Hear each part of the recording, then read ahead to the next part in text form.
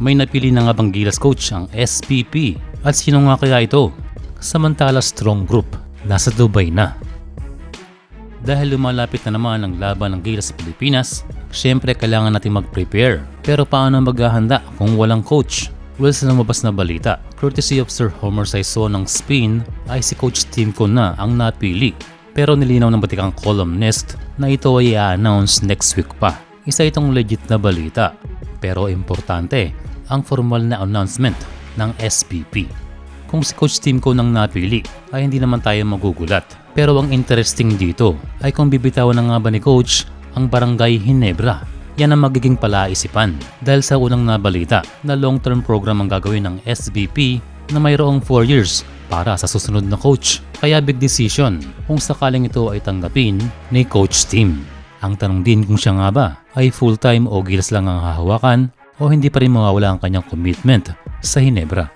Ang next tournament ng Gilas sa Pilipinas ay sa darating na Pebrero. Ito ay ang FIBA Asia Cup Qualifiers. Magandang move na piliin muna ang head coach dahil siya ay malaking factor sa pagpili ng mga players. And ang pagpili at pagko-coach ay big challenge para kay Coach Tim Cone dahil hindi lahat ng players ay kanyang pwedeng kuhanin na katulad noong Asian Games na ang eligibility ay hindi saklaw ng FIBA.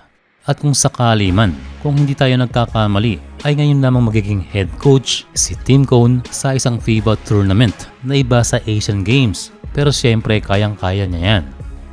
Ang maganda naman, Coach Tim never stops learning. Sa kanyang pagiging veteranong coach at multi-awarded, siya ay nag-a-assistant pa sa Miami Heat para sa karagdagang knowledge. Good thing din na siya ay naging assistant na noong World Cup, kaya familiar na rin siya sa sistema. A total of 12 teams ang lumahok ngayon sa Dubai Tournament na kinabibilangan ng Strong Group ng Pilipinas.